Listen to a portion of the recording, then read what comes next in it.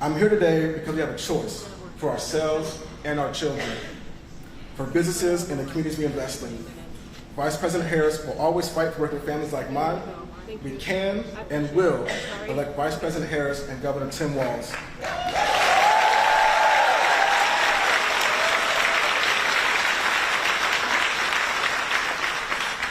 It is my honor to introduce the next President of the United States, Kamala Harris.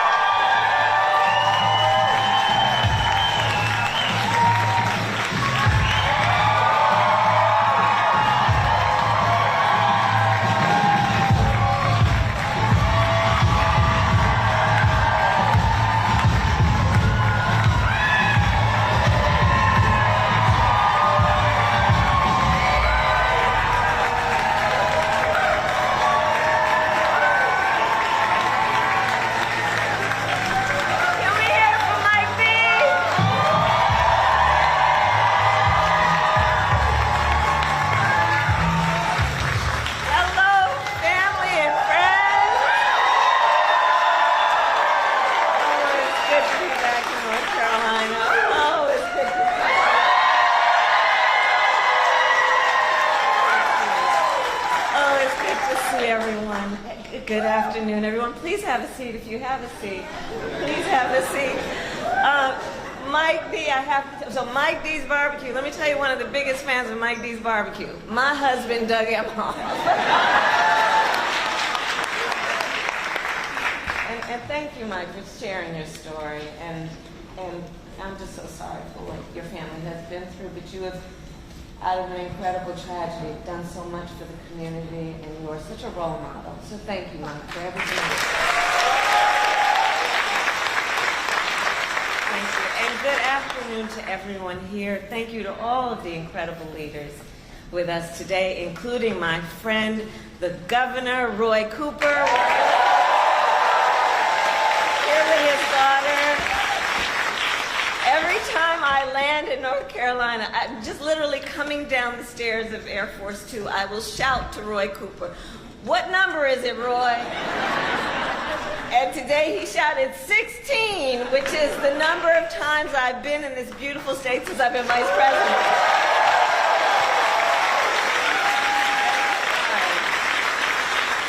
I want to thank your next Governor, Attorney General Josh. Doing incredible work. He's going to be an extraordinary governor. Representatives Adam, Manning, Foushee, and Nickel, thank you all for your support, for your friendship, for your leadership. Chair Thomas of the Wake County Board of Commissioners, thank you for all that you do. And to all the leaders that are here today, including the students and instructors here at Wake Tech North.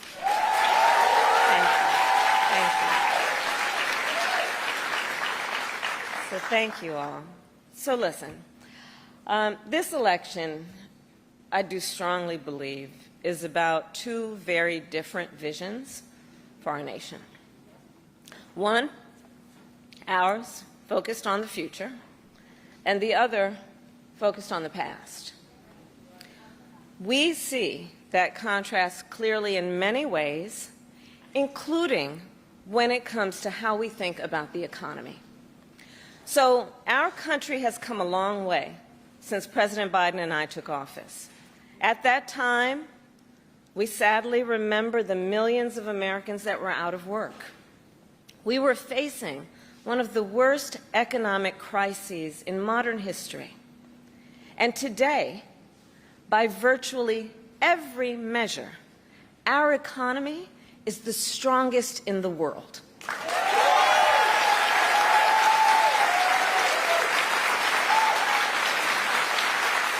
We have created 16 million new jobs. We have made historic investments in infrastructure, in chips manufacturing, in clean energy. And new numbers this week alone show that inflation is down under 3%.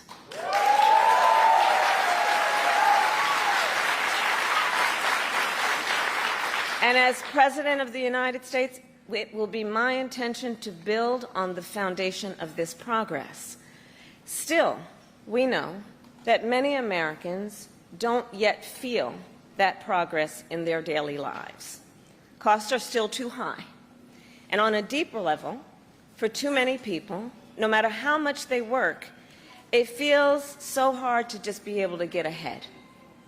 As president, I will be laser focused on creating opportunities for the middle class that advance their economic security, stability, and dignity. Together, we will build what I call an opportunity economy. An opportunity economy. An economy where everyone can compete and have a real chance to succeed. Everyone, regardless of who they are or where they start, has an opportunity to build wealth for themselves and their children, and where we remove the barriers to opportunity so anyone who wants to start a business or advance their career can access the tools and the resources that are necessary to do so.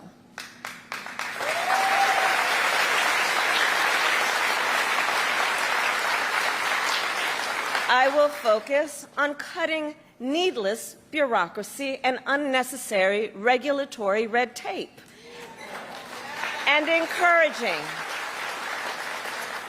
encouraging innovative technologies while protecting consumers and creating a stable business environment with consistent and transparent rules of the road. As president, I will bring together labor with small businesses and major companies to invest in America, to create good jobs, achieve broad-based growth, and ensure that America continues to define the future and lead the world.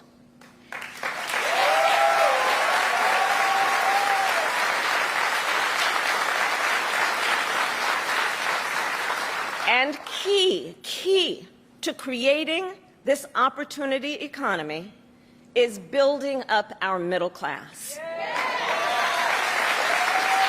It is essential. The middle class is one of America's greatest strengths. And to protect it, then, we must defend basic principles, such as your salary should be enough to provide you and your family with a good quality of life.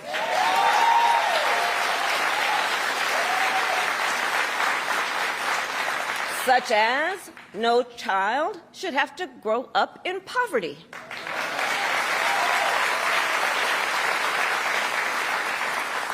Such as after years of hard work, you should be able to retire with dignity. And you should be able to join a union if you choose. Building up the middle class will be a defining goal of my presidency, because I strongly believe when the middle class is strong, America is strong.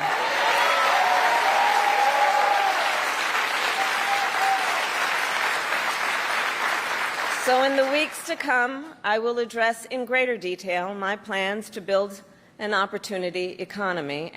And today, I will focus on one element that's on the minds of many Americans as they pay their bills at the kitchen table or walk the aisles of a grocery store.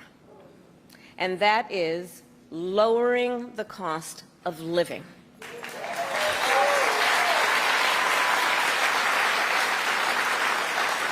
So every day across our nation, families talk about their plans for the future, their ambitions, their aspirations for themselves, for their children. And they talk about how they're going to be able to actually achieve them financially. Because look, the bills add up. Food, rent, gas, back to school clothes, prescription medication. After all that, for many families, there's not much left at the end of the month. I grew up in a middle-class household. For most of my childhood, we were renters. My mother saved for well over a decade to buy a home. I was a teenager when that day finally came, and I can remember so well how excited she was. I kind of understood what it meant, but we called her Mommy. Mommy was so excited, it just made us excited that she was so excited. Later in college, I worked at McDonald's to earn spending money. Well, some of the people I worked with were raising families on that paycheck.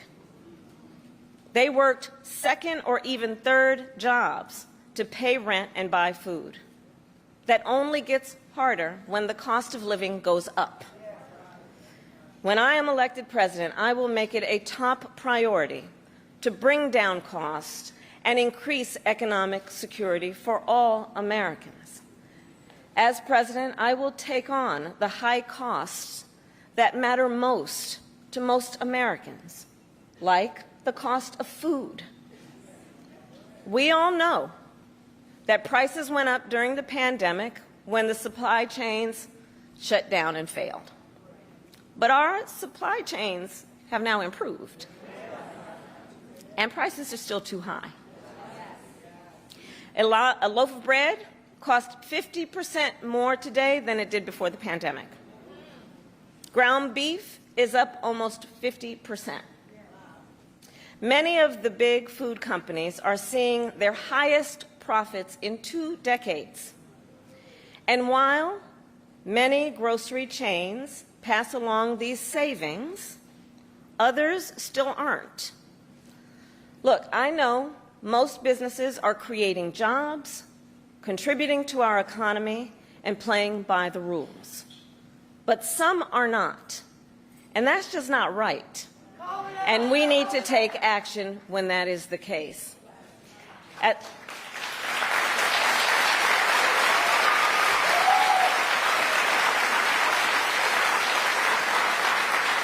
As Attorney General in California, I went after companies that illegally increased prices, including wholesalers that inflated the price of prescription medication, and companies that conspired with competitors to keep prices of electronics high.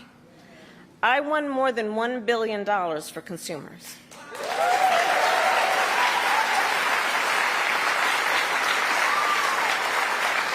So believe me, as president, I will go after the bad actors.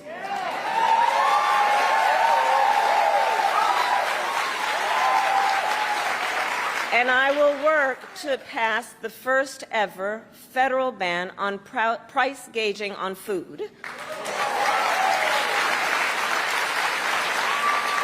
My plan will include new penalties for opportunistic companies that exploit crises and break the rules, and we will support smaller food businesses that are trying to play by the rules and get ahead.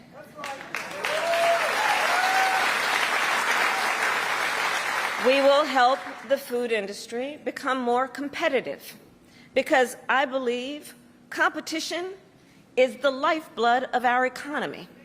More competition means lower prices for you and your families.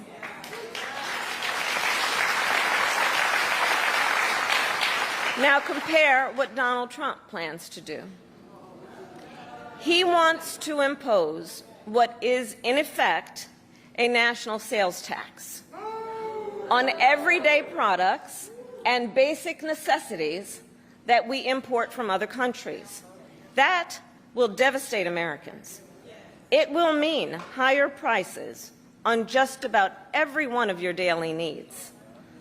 A Trump tax on gas, a Trump tax on food, a Trump tax on clothing, a Trump tax on over-the-counter medication. And you know, economists have done the math. Donald Trump's plan would cost a typical family $3,900 a year. At this moment, when everyday prices are too high, he will make them even higher. As president, I'll take on the issue of the cost of health care. As Attorney General, I took on insurance companies and Big Pharma and got them to lower their prices. And together with President Biden, we've gone even further.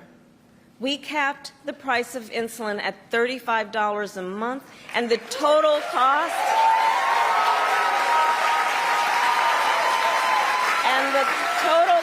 of prescription drugs at $2,000 a year for seniors. We let Medicare negotiate lower drug prices for seniors. And just yesterday, we announced that we are lowering the price by up to 80% for 10 more life-saving drugs.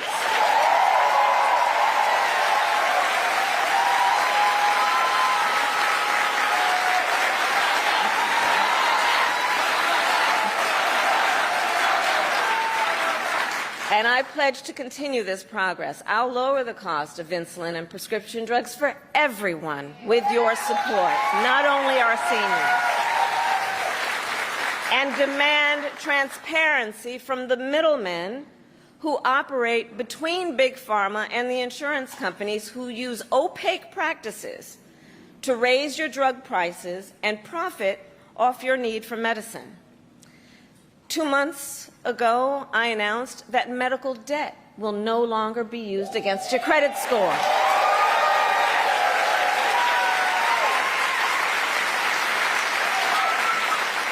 And I will work as president with states like here in North Carolina, Roy Cooper, thank you again, to cancel medical debt for more and more, millions more Americans.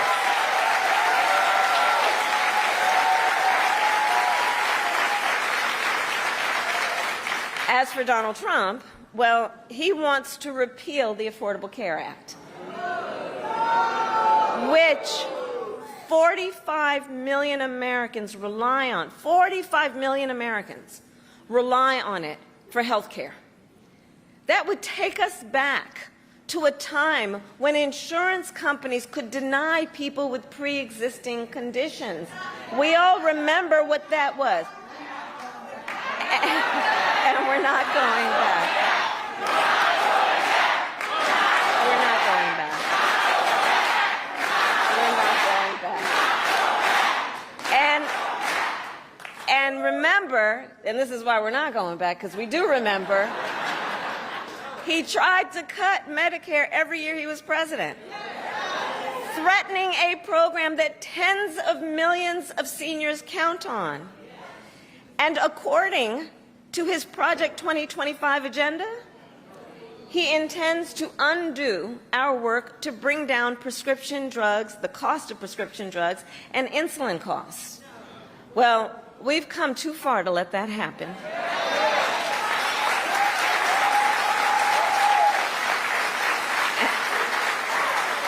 So we're not going back on that, and let's talk about the cost of housing. So now, the housing market can be complicated, but look, I'm not new to this issue. As State Attorney General, I drafted and helped pass a homeowner Bill of Rights, one of the first in America. And during the foreclosure crisis, I took on the big banks for predatory lending with many of my colleagues, including Roy Cooper, and won $20 billion for California families when I was Attorney General.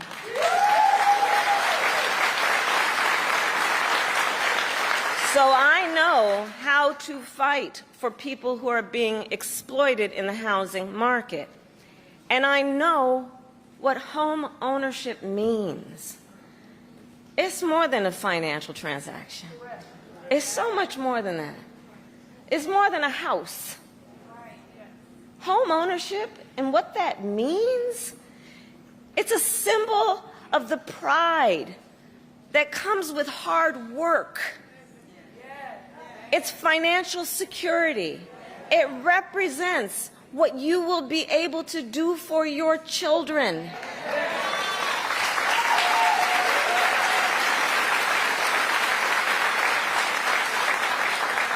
And sadly, right now, it is out of reach for far too many American families. There's a serious housing shortage. In many places, it's too difficult to build, and it's driving prices up. As president, I will work in partnership with industry to build the housing we need, both to rent and to buy. We will take down barriers and cut red tape, including at the state and local levels.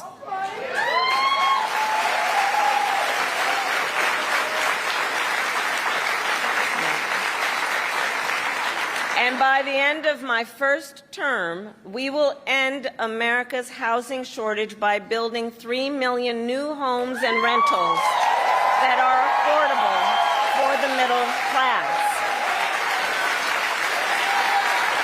And we will do that together. We will do that together. And we will make sure those homes actually go to working and middle-class Americans, not just investors. Because, you know, some corporate landlords, some of them, buy dozens, if not hundreds, of houses and apartments. Then they turn them around and rent them out at extremely high prices. And it can make it impossible then for regular people to be able to buy or even rent a home. Some corporate landlords collude with each other to set artificially high rental prices, often using algorithms in price-fixing software to do it. It's anti-competitive and it drives up costs. I will fight for a law that cracks down on these practices.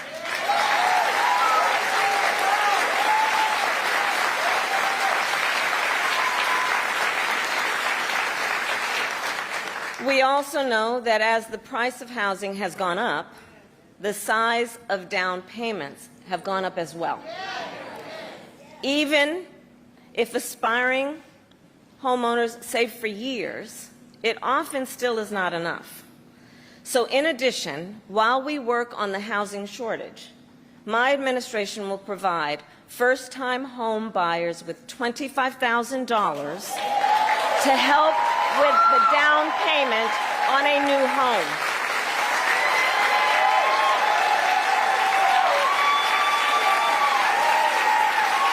We can do this. We can do this. All to help more Americans experience the pride of home ownership and the financial security that it represents and brings. So that's my plan. But here's what Donald Trump would do.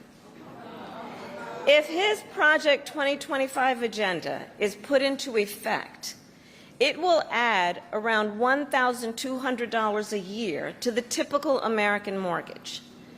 He's got it backward. We should be doing everything we can to make it more affordable to buy a home, not less.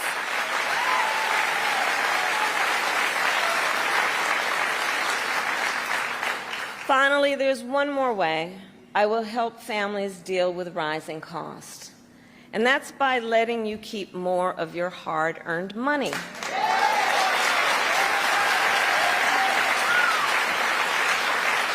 Under my plan, more than 100 million Americans will get a tax cut, and we will do this by restoring 2 tax cuts designed to help middle-class and working Americans: the Earned Income Tax Credit and the Child Tax Credit.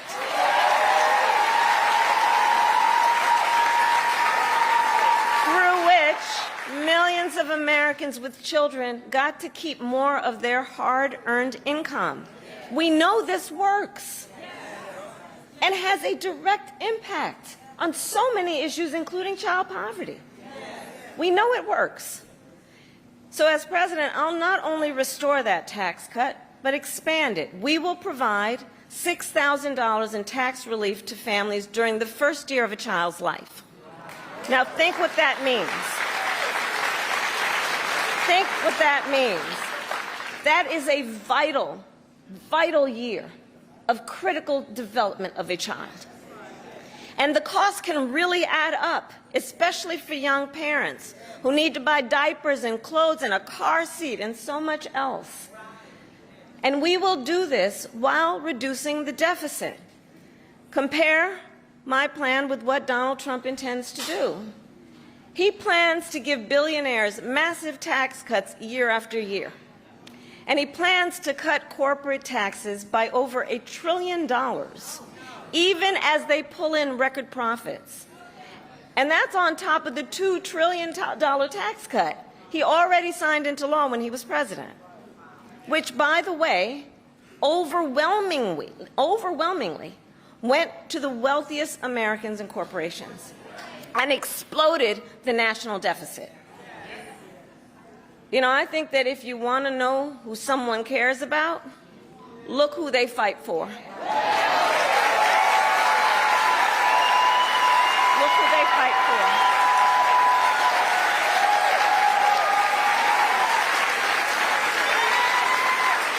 Donald Trump fights for billionaires and large corporations.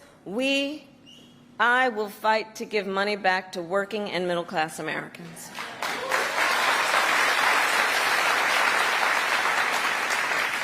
So I'll end with this. 2 days ago, Donald Trump was here in North Carolina.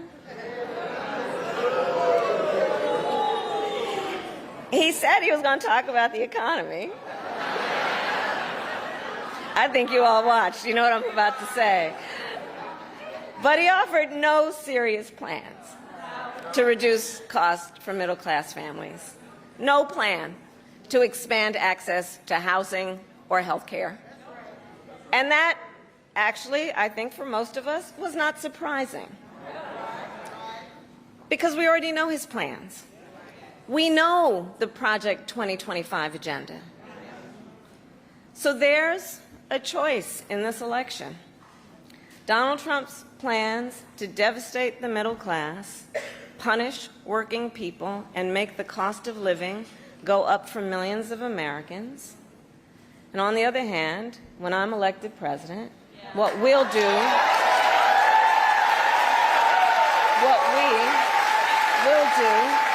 to bring down costs, increase the security and stability financially of your family, and expand opportunity for working and middle-class Americans.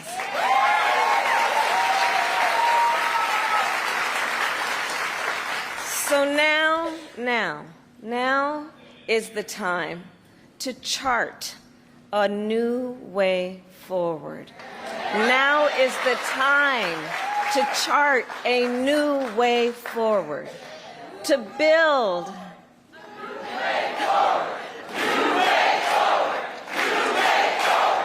new way forward. Yes, a new way forward. To build an America where everyone's work is rewarded and talents are valued, where we work with labor and business to strengthen the American economy, and where everyone has the opportunity not just to get by, but to get ahead. So I thank you, North Carolina. We're going to get this done. And with your help, God bless you, and God bless the United States of America. God bless you.